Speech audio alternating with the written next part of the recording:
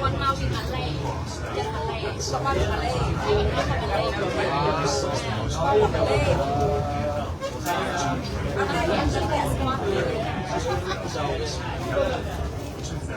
cái này đi khai cái bia này,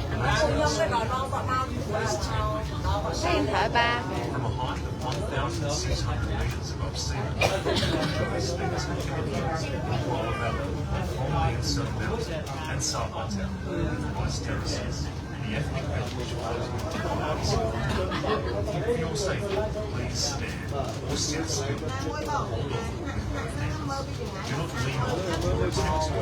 Đang lên đỉnh Sapa nè Hành.